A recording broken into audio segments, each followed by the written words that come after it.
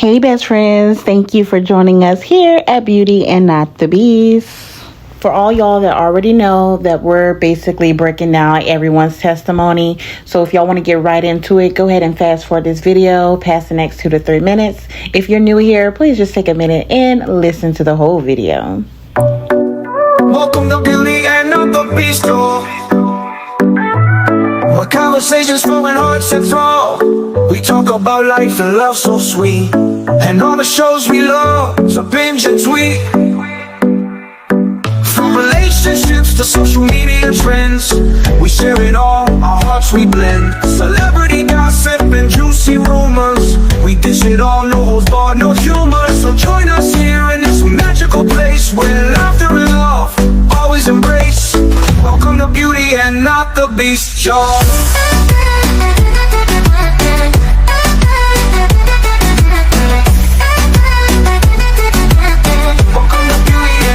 You guys can check our timeline, so make sure you follow us and turn your notification on, because we're breaking down each individual that the state called to the stand testimony.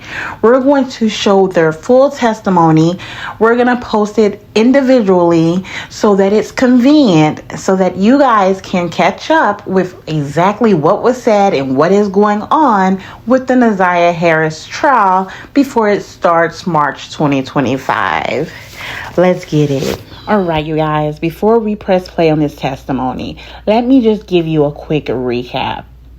All right, so this trial is going to include a 13-year-old girl by the name of Naziah Harris, a grown man by the name of Jarvis Butts, and a whole lot of adults who failed Naziah.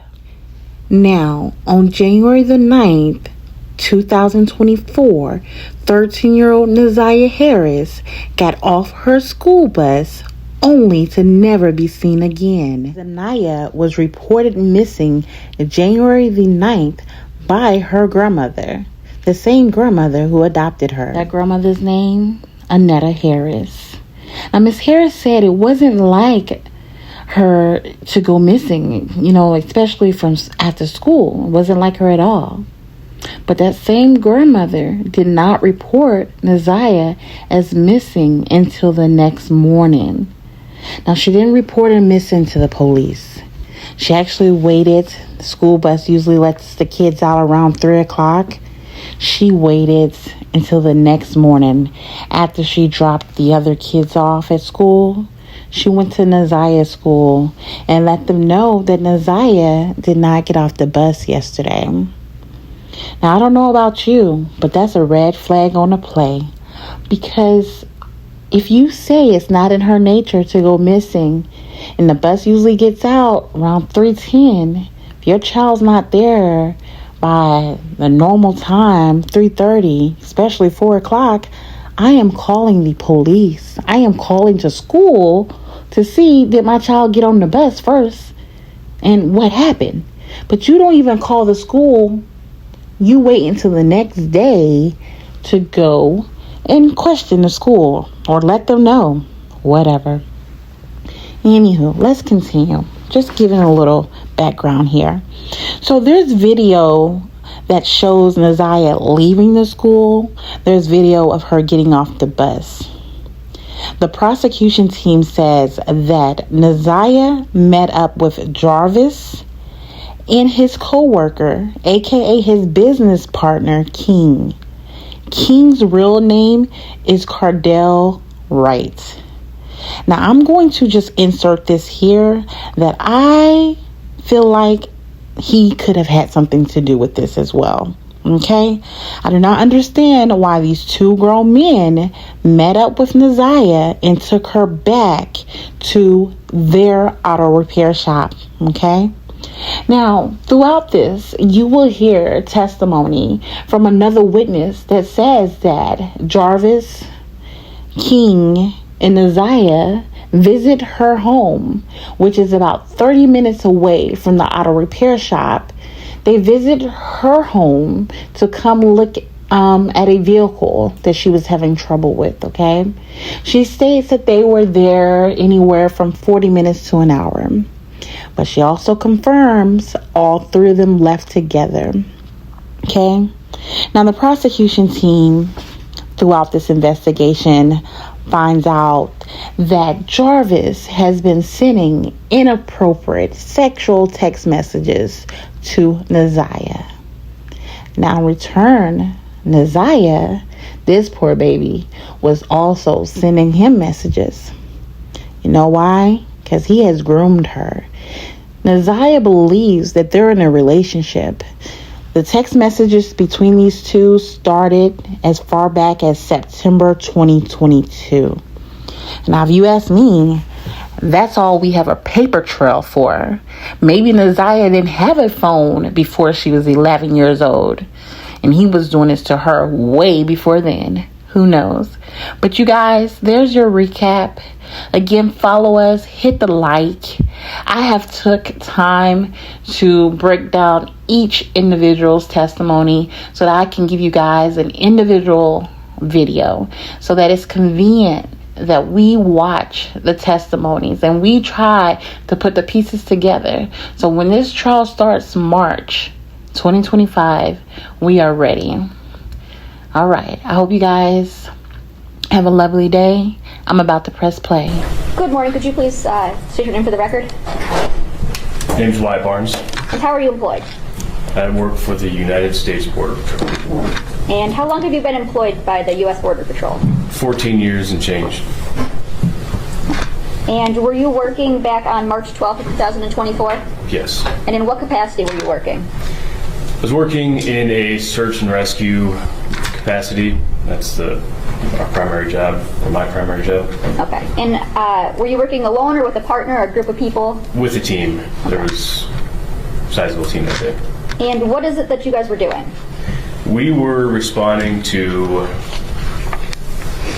a missing person in that area. And which area are we talking about? Where were you at? 7 Mile and Berg. Okay. And what was your role in searching the 7 Mile and Berg area? I was searching the riverbank of the River Rouge. We were searching south along the bank. I was on the east side of the bank in the 7 Mile Berg area. Okay. And when you were searching this area, was there anything in particular that you were told to look for? Just nothing solid, but there were just some like child-sized clothing things, just anything that could have been washed up on the riverbank. There was a storm recently, so we were in the water and on the riverbanks. Okay, so you're kind of looking for maybe some child-sized clothing. Yes. Okay, and did you come across any clothing that you thought maybe would fit a description? Yes. Okay, and where was that at?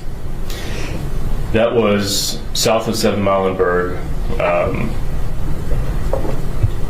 near a abandoned structure next to a dirt parking lot.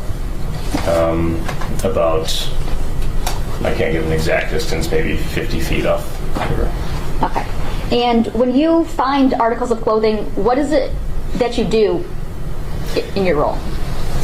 So there's a lot of stuff that might be washed up. So the first thing I'm going to do is I'm going to age it and make sure that it is something that could possibly be related. And then I'm going to just immediately report a picture to the incident command so that they can send people to properly inspect it. Okay. And when you say age, what do you mean by aging?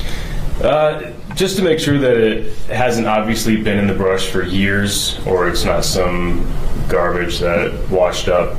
That's all. Okay. And in this search in particular, what was kind of the time frame that you were supposed to be like using to age?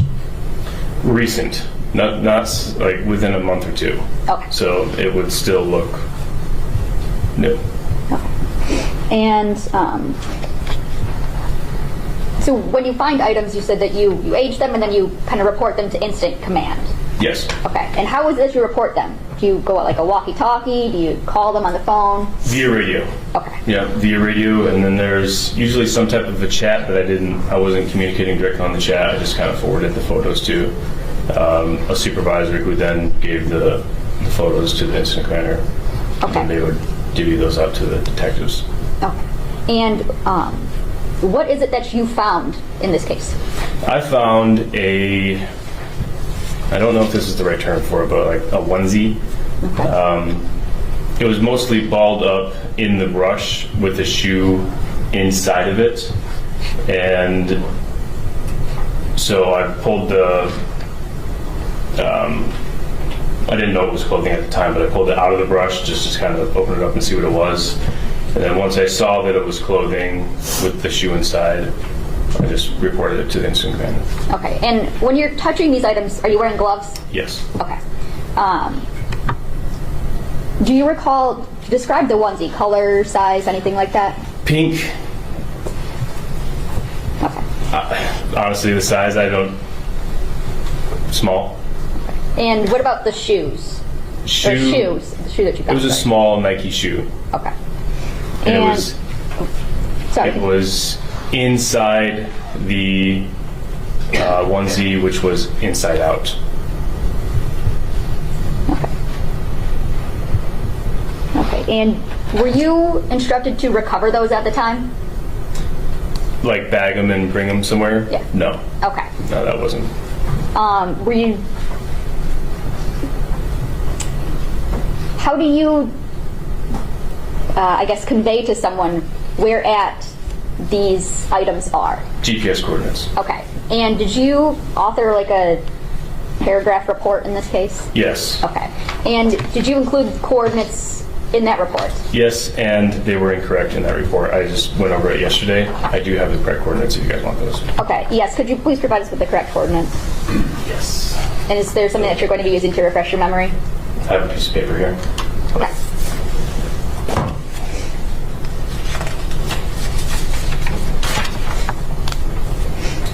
So, the coordinates that were provided in the paper were for the incident command. These coordinates are very close to where that piece of clothing was found. Okay. They're decimal degrees, 42.426693, Okay. negative 83.268497. Okay. So the coordinates that are in your report are where incident command was kind of set up? That's the incident command, yes. Okay. I'm going to show you what's already admitted as People's Exhibit 14. And I'm going to show just some specific pictures from that.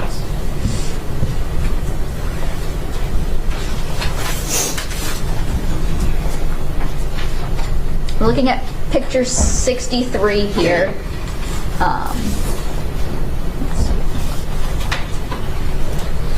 Tell me, do you recognize anything in this photo? Yes. What is it that you recognize? The pink article of clothing in the shoe. Okay. And when you initially saw these items, is that how you saw them? No, they were just balled up in the brush, just kind of stuffed in there. Okay. So sorry, continue. I pulled them out and set them that way so the detectives would see it. Okay. So I'm going to go to photo 69. Is this the shoe that you had found that was inside the leg of the pink jumpsuit? Or Yes. onesie? Okay. Yes, it is. And 67. Is this Yep. also a photo of them just from the behind? Yes. Okay, and you're the one who kind of took them apart and placed them separately like that? I did. Okay. Yes. Yeah. And did you do anything else as it relates to this case? No. And nothing further, Judge. Oh, sorry, 1 minute.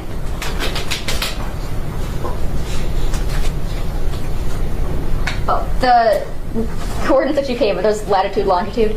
Yes. Okay. Yep. Nothing further, Judge. Okay. Well, like decimal degrees. So, yeah. Ms. Quick? Thank you.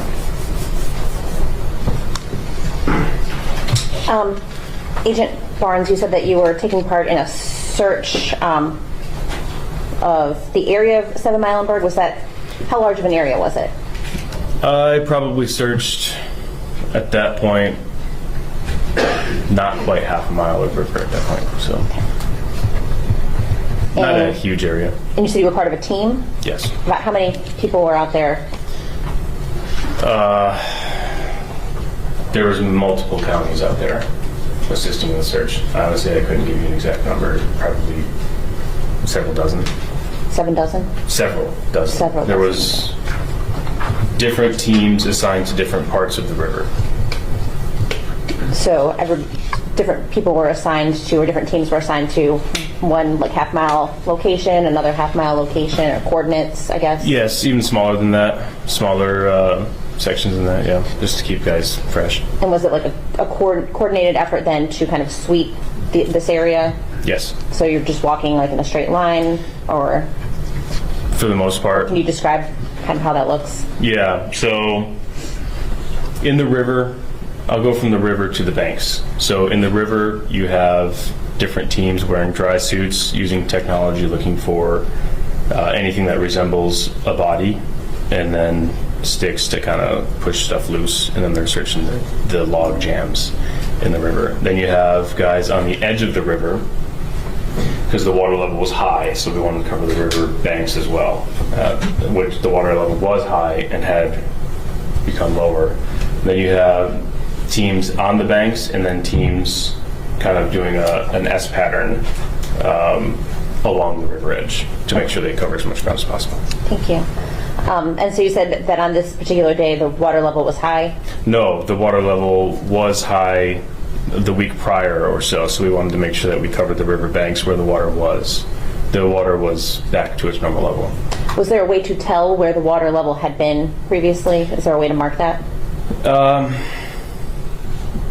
Sometimes it's just where debris gets caught up in the brush. It was maybe a foot higher, but it wasn't. Okay. Yeah. And it was you personally that saw the pink onesie first, or the pink thing that you initially saw? Yes. Did you take pictures of it, how it looked when you initially found it? I didn't.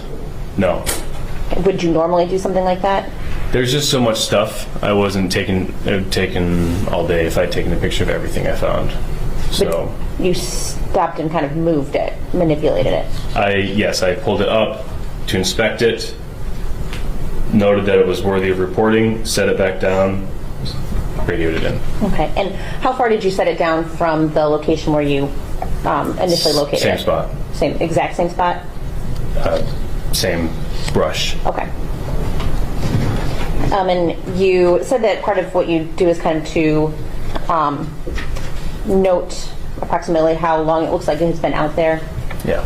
And in this particular case, what was it that you kind of found or thought when you noticed it? There was no discoloration from the sun.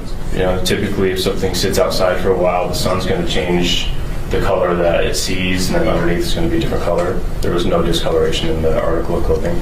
So, and that can happen in weeks, and it's pretty quick.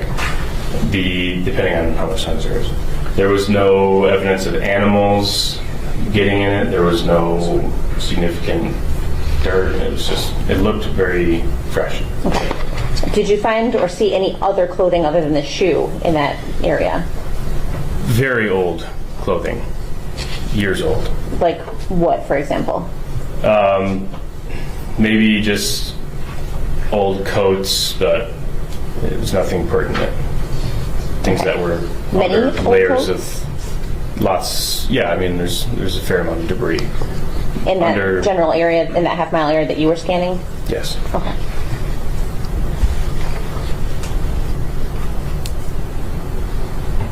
Once.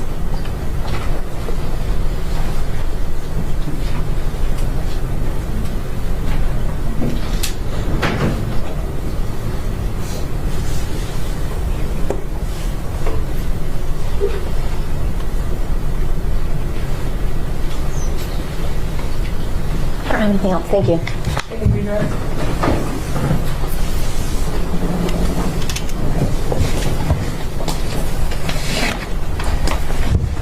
Just briefly, Josh. Oh, I'm sorry. Oh, I'm sorry. Sorry. Given that you photographed these and alerted these, did these, the pink onesie and the shoe, those matched your aging description that you were following? There was no age necessarily, if that's what you mean. Like, they hadn't been out there for a long period of time. Okay.